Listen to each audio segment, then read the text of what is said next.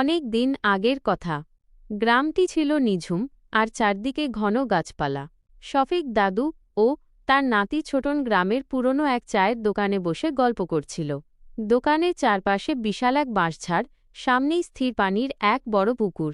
দূরে মাঝে মাঝেই শিয়ালের ডাক ভেসে আসছিল, যা পরিবেশটাকে আরও ছমছমে করে তুলছিল। হারিকেনের অল্প আলোতে চায়ের কাপ থেকে ধোঁয়া উঠছিল।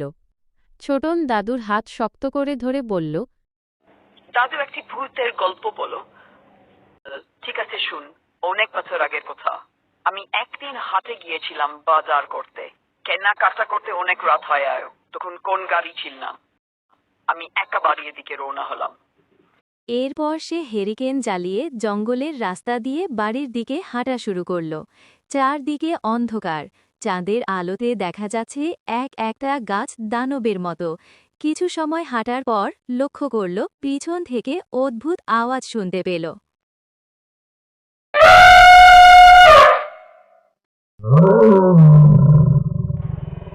অদ্ভুত শব্দে আমার গায়ে ভারী হয়ে উঠল।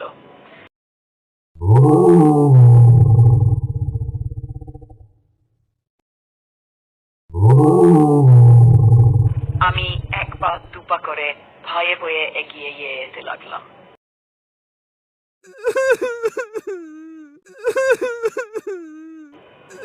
পিছন ফিরে তাকালাম। এই দৃশ্য দেখার জন্য আমি প্রস্তুত ছিলাম না। দেখলাম ভয়ঙ্কর একটি ভূত আমার দিকে আসছে। আমি ভয়ে চিৎকার শুরু করলাম, বাঁচাও, বাঁচাও।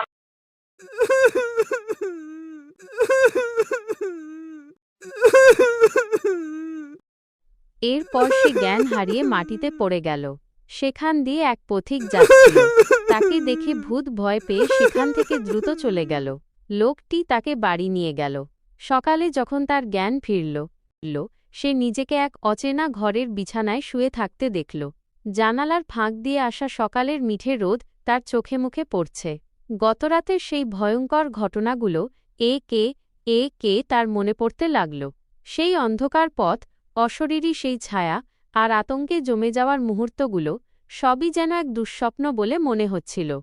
এমন সময় সেই দয়ালু পথিক ঘরে ঢুকলেন।